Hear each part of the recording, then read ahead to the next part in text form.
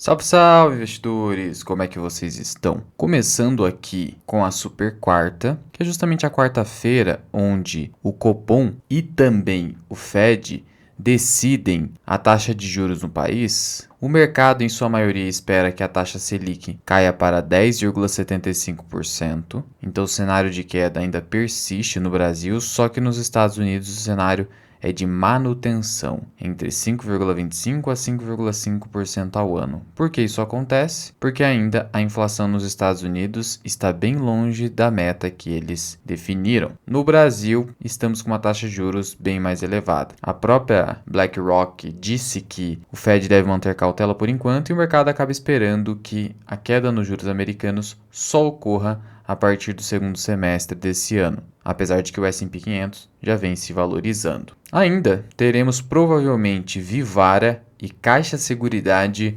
entrando no Ibovespa. Veja, a carteira teórica do Ibovespa é uma carteira que não é completamente estática. Existem critérios que acabam definindo alguns giros de carteira. É uma carteira que gira. Então, quando você investe em um ETF que replica um índice, na verdade você não está investindo de forma completamente passiva no sentido de não haver nenhum giro de carteira. Passivo é o seu comportamento como investidor. Você não vai fazer giro, mas os critérios aqui vão definir o giro automático. Então, você acaba tendo empresas que entram e saem do Ibovespa. E a previsão aqui é do Itaú BBA, que entende que Marco Polo, Auren e Smart Fit também poderão entrar no Ibovespa em breve. Aproveitando aqui Caixa Seguridade, a ação não para de se valorizar, está negociando agora um múltiplo preço-lucro de quase 14 vezes. É um múltiplo bem alto, por isso não faz sentido comprar Caixa Seguridade nos preços atuais. Não dá para você esperar que a Caixa Seguridade continue crescendo a uma taxa de 15% ao ano nos seus lucros. Não é razoável. Por isso, qualquer casa de análise que se preze no momento teria recomendação neutra em Caixa Seguridade. Quanto à Vivara, ela teve uma queda muito forte, quase 15% em apenas um dia, após uma sucessão completamente inesperada na Vivara. E foi completamente inesperada mesmo. O antigo fundador da empresa simplesmente acabou ingressando novamente no comando da companhia. E com ideias completamente malucas, falando em internacionalização da Vivara, sendo que a tese de investimento anterior vinha fazendo sentido. A XP está apontando agora incertezas por conta do novo CEO. Eu mesmo fiquei assustado com as declarações do fundador. Por isso, o mercado está bem cauteloso com Vivara, apesar de ter se mostrado uma empresa bem resiliente, que resistiu muito bem ao cenário de crise, à pandemia e continuou lucrativa. E antes de prosseguir, quero dar um recado aqui a vocês a respeito do meu parceiro e contador, Igor Contador. Esse é o perfil dele no Instagram, vou deixar o contato dele aqui na descrição. Ele tem mais de 10 anos de experiência auxiliando investidores na declaração do imposto de renda e outros assuntos relacionados à Bolsa de Valores. O Igor é meu contador pessoal, faz toda a minha parte de Bolsa de Valores, porque eu prefiro terceirizar. Então, se você prefere terceirizar, não ter nenhuma dor de cabeça com Bolsa de Valores, está aqui, principalmente agora que você teve alterações substanciais na tributação de criptomoedas e investimentos no exterior. Agora, se você quer fazer a sua própria declaração sem o auxílio de um profissional, só da Bolsa de Valores brasileira, fazendo pela pré-preenchida, eu indico o aplicativo da Grana, que é gratuito e tem a versão paga para fazer a sua declaração de Bolsa Brasileira em apenas 5 minutos. Mas o Grana atende Bolsa Brasileira. O Igor vai te ajudar em toda a parte do imposto de renda, especialmente exterior e criptomoedas, onde a maioria dos investidores tem mais dificuldades. De novo, o contato do Igor aqui na descrição e no primeiro comentário fixado, assim como o link do aplicativo da Grana. Prosseguindo aqui, não é de hoje que a S Corporation está querendo fechar capital da S Brasil. Não se trata mais de um mero rumor. Um rumor que é repetido várias vezes acaba se tornando uma realidade e está se tornando com a S Brasil. E por conta disso, já está havendo ofertas de compra dos ativos brasileiros da S Brasil. E uma dessas ofertas é da Auren Energia, que hoje já detém cerca de 5% do capital social da S Brasil. Então seria uma proposta para comprar esses ativos no fechamento de capital, ficar com uma parcela dos ativos que mais geram energia aqui no Brasil. Depende muito da estratégia da Auren. Pode ser uma aquisição, pode ser uma fusão, ainda está sendo tudo discutido. Inclusive a oferta inicial que foi feita pela Auren Energia não foi aceita pela AES. há uma especulação de que os chineses estão de olho na AES,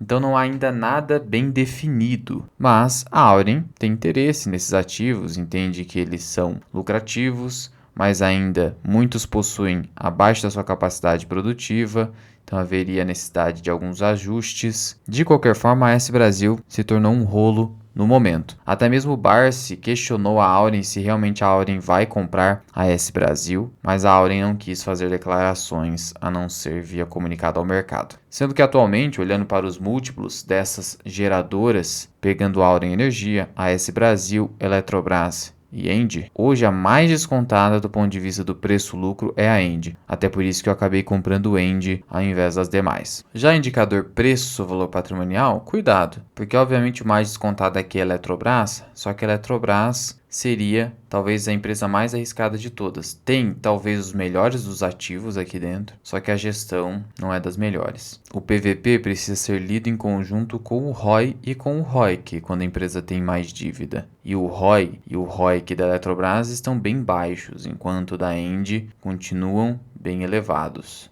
Sendo assim, sem sombra de dúvida, a Engie é a empresa mais segura de todas nesse segmento de geração. Não é recomendação. Então hoje você tem o seguinte: a AES Brasil é rolo porque deve fechar capital, Eletrobras gestão um pouco duvidosa, nada de dividendos, você tem Engie e Auren. Como eu entendo que a eficiência e a capacidade de retorno da Engie é maior, somado ao fato de que o múltiplo preço-lucro está mais descontado, fiquei com a Engie. Prosseguindo aqui em relação ao Banco do Brasil, ele deu uma corrigidinha, voltou aqui para a casa dos R$55. Em virtude disso, acabei finalizando aqui a minha meta que eu queria de chegar a 6.000 ações e não ultrapassar o preço médio de R$35. Então ficou 35,04. Pronto. Agora, finalmente cheguei nessa meta. De tal modo que o Banco do Brasil passou a ser uma posição ultra relevante, a primeira em absoluto da carteira de ações brasileiras, só que eu pretendo continuar aumentando posição em Sanepar, que também se tornou uma posição muito relevante. Mas veja só que interessante, apesar de eu deter um preço médio de R$35, fazendo com que o meu retorno apenas de valorização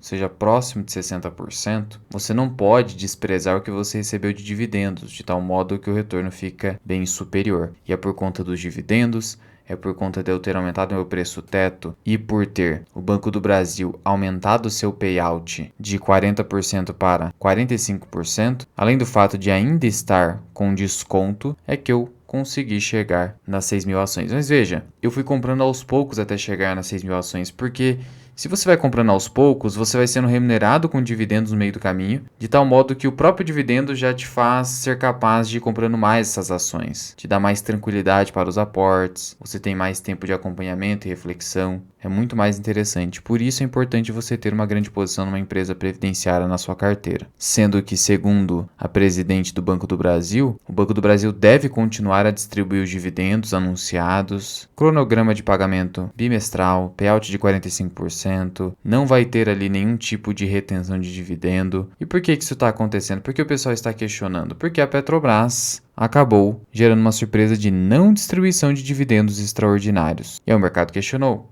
já que a União é a controladora das duas empresas, mas por hora o Banco do Brasil não tem nenhuma alteração, segue no mesmo sentido. E veja que por mais que Petrobras tenha negado pela terceira vez promessa de dividendos extraordinários, havia sim uma expectativa bem razoável de dividendos extraordinários com Petrobras. Isso acabou surpreendendo o mercado, as ações caíram para R$36, uma série de especulações, então Petrobras, a necessidade de cautela é muito superior. Ainda sobre o Banco do Brasil, ele anunciou uma captação de 750 milhões de dólares no mercado internacional, realizou ali uma captação internacional sustentável de dívida sênior com custo de 6,3% ao ano, um custo baixo. Vamos lembrar aqui que o Banco do Brasil conseguiu sustentar um ROI superior à sua média histórica de 16%. Se o banco tem um ROI superior a 15, 16%, chegando a 20%, ele realizar captação abaixo de 7% ao ano, mesmo com eventual risco cambial, não é um problema, desde que esse nível de rentabilidade permaneça. O nível de rentabilidade tem que ser bem superior ao custo das captações de uma instituição financeira. E no momento é isso que está acontecendo. Porque o pessoal acaba se preocupando, vai fazer essa captação para quê? De fato, será para financiamento e ESG, geralmente com rentabilidade baixa. Mas entenda que esses projetos sociais, eles vão fazer parte do Banco do Brasil, mas desde que o ROI não caia muito, está tudo certo. E o Banco do Brasil já negocia com múltiplos mais baixos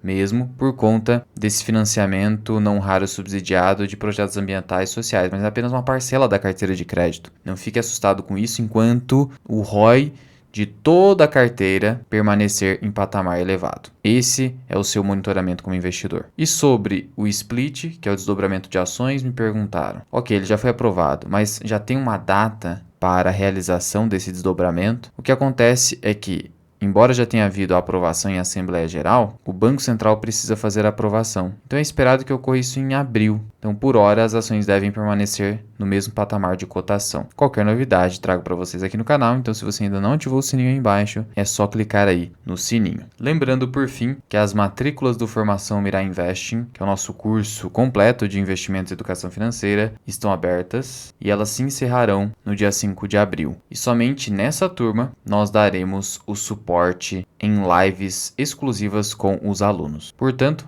faça o seu teste grátis ou deixar o link aqui na descrição e no primeiro comentário fixado. Mas já comenta aqui embaixo se eu deveria ampliar essa meta. Estou bem satisfeito de ter chegado a 6 mil ações de Banco do Brasil e se você acha que há algum risco dele reduzir o payout. Olha, sempre há algum risco, mas não vejo dessa forma nesse ano, porque geralmente a instituição financeira mantém o seu payout durante o ano todo. Por mais que o Banrisul, por exemplo, tenha reduzido o payout de 50% para 40%, ocorreu entre um ano e outro. Então, por hora, em 2024, o payout deve permanecer em 45%. O que diminui a duration do meu investimento. Qualquer dúvida deixa aqui embaixo nos comentários. Muito obrigado por ter ficado comigo até aqui. Eu sou o Luan, esse é o canal Mirai Investing. Até o próximo vídeo.